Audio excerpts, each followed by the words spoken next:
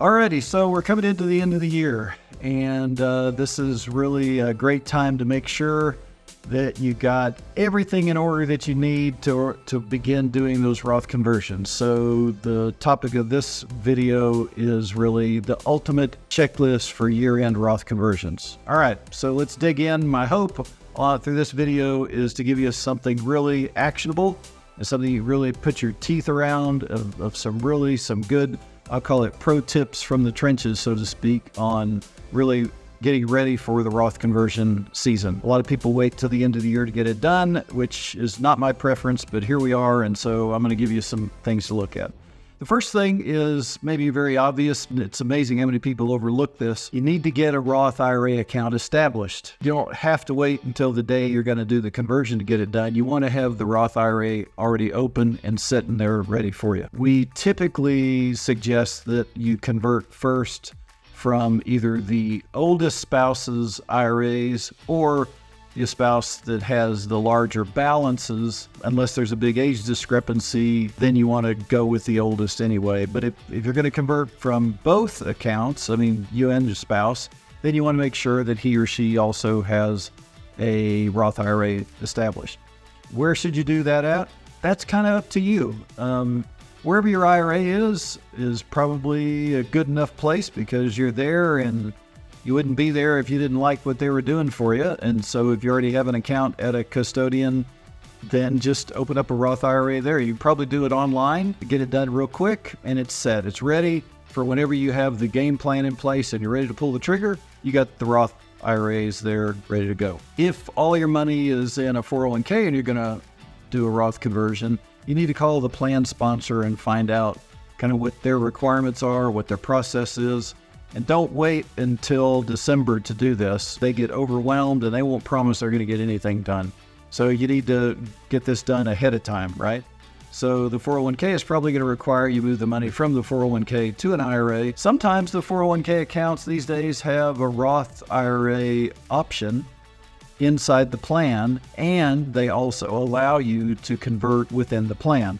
Those are questions that you need to ask of your current 401k plan provider to find out what the possibilities are. Number two is a little bit more complicated, but I've done other content on this that is, I think, very relevant. You want to have an investment transition game plan in place. And if you are a do-it-yourselfer on your own investments, then you're able to do it all by yourself. No worries. If you use an investment advisor to help you, then you need to have a conversation with them and you need to kind of figure out, how are we going to do this? And the reason that this is important is what we're really trying to answer is the question of which assets should I convert first and which ones should wait till later. Most optimal Roth conversion game plans are not a one and done. In fact, you have to have a few life circumstances exist for it to make sense, and they're so variable. I'm not going to give them to you here because if I give you a short list and you meet those, that it could be that there's another element that doesn't fit. And so just know that very seldom does a one and done work. And so if a one and done conversion does not work, then that means you're going to be converting over a series of years. Well, if you're converting over a series of years, then you want to think about which investments do I convert first and which ones remain in the IRA and I convert last. What's very common at the financial firms is they want to just take a pro rata amount of each of the investments and move it over. So if you have 1,000 shares of Apple and you're going to be doing 25%, they'll just take 25% over. And if you also have an index fund, they'll take 25% of that over. If you have a bond fund, they'll take 25% of that over. And that's easy and it's clean and the pie charts look pretty, but that's probably not your best interest. Let me tell you why. The high flyers in your portfolio are going to grow, or you hope they're going to grow. Or you maybe have assets that are depressed and you believe for whatever reason they're going to come back faster than everything else. Once that money gets over to that Roth, think about what's about to happen. Whatever growth happens going forward is totally free of taxation. So you have to ask yourself, which of these investments do I want to enjoy tax-free growth on first?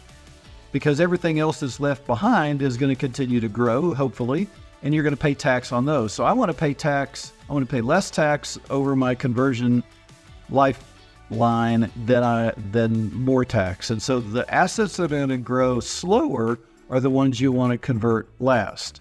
The ones that are going to grow faster or maybe are more volatile, those you want to convert first. So you're going to look at your account and you're going to have maybe a lot of risk relative to the total sitting in your Roth to begin with, but you never want to change your overall risk tolerance of your portfolio. Although the Roth may have the more aggressive funds, in total you still have the same risk profile. You just selectively move the assets that are going to grow the most over to the Roth. And the reason that you're doing that is as they grow, if you're right, and if they grow, then all of that gain is totally free for the rest of your life, and you're going to pass it to your heirs totally free as well. The point of this is that there is a lot of strategy that needs to go into figuring out which assets move and which assets stay. If your investment advisor, if you can ask them the question about which one should we do first, if they answer correctly, according to Craig of what's correct, then you can trust them with that process. If they say, well, we'll just move these over and we'll move those over, and they just do in a proportionate amount, then probably you need some additional input on making that work. That doesn't mean you change investment advisors if you're happy with their performance. It just demonstrates they've never really thought through this a lot, and they're probably smart people. They can help you with that, and maybe you can tease them up with a little of the information I'm giving you here and make that work for you. But you have to have a game plan, right? Number 3 is get a charitable giving plan. Consider, what do we normally do? So if you're already of RMD age, required minimum distribution age, then you are aware that you can do what are called qualified charitable donations, QCDs, out of your IRA directly to a 501c3 organization, and it has to go from the IRA to the 501c3, not through your pocket first. But if you do that, then you don't have to pay tax on that distribution. It goes straight to them, and it makes it work. If you're somebody who gives consistently, and you know that over the next 5, 10, 15, 20 years, you're going to continue to be a giver to the organizations that you care about, there's a couple really cool vehicles that you can use to accelerate your giving and to offset the tax this year from the distribution you're going to have from a large conversion that you're going to do. So let's assume that let's say your conversion game plan calls for $300,000 that you're going to take from your IRA and you're going to move to a Roth this year. Well, let's say that's $100,000 of tax because of that, or $90,000, whatever number you want to use. If you have money sitting over in the brokerage account that is just sitting there, even if it has a long-term capital gain associated with it, that doesn't really bother me. You could actually use something called a donor advised fund, which is just a different style of an account. You can hold the same investments you currently have. And let's say you're at one of the big custodians. You can take that $300,000 and make a donation into that donor advised fund, which now becomes a qualified charitable deduction from your tax return. And it now offsets that $300,000 that you are going to take in a distribution this year for a big Roth conversion. Now, I'm just giving you a concept, and I'm at about 10,000 feet on this and you need to check with a CPA or your tax preparer, because there are limitations to how much of your adjusted gross income can actually be given to a charity, and you also get the tax deduction in a year. I'm giving you a concept, and I know our CFPs work with people all the time and help them to figure out what those numbers are, but get with your CPA. They can help you with that part of it as well. But if you have a strategy and you know what you're doing, there are some opportunities to really cash in on some great tax savings, because while you're doing these conversions, you're likely going to be at a much higher tax bracket than what you will later. And so those tax deductions become pretty significant on a percentage basis to make all that stuff work for you. So again, this is something that we like to have clients double check with their tax preparers, and we work with a network of our own CPAs that we work with as well. Then we just try to make sure that we manage how all that works. All right, so there's the first 3. The last tip that I go through over and over, and it's really just my shtick, is There are so many moving pieces in getting the Roth conversion done right, and there's so many false paradigms and false assumptions that people make that having an organized game plan is really important. I don't mean make sure you have a spreadsheet. I'm saying make sure that if you have your own spreadsheet, make sure that you have evaluated every possible tax bracket, even higher than what you think is going to work, and look and also figure out how much of the total should you convert. So if you got $2 million, probably you don't need to convert all of it. You can save some of it back, and it can be used for QCDs or itemized deduction offsets, those kinds of things where you don't have to pay tax on all of it, because life will just mean that you're not going to pay much tax on a small balance of it. So how much do you convert? And then over how many years is the optimal plan? And that's not something that is done just by a guess. It's something that you can calculate mathematically, because the optimal years also has to be correlated to, was it worth it? Did my net worth become relatively unaffected or improve because I did this?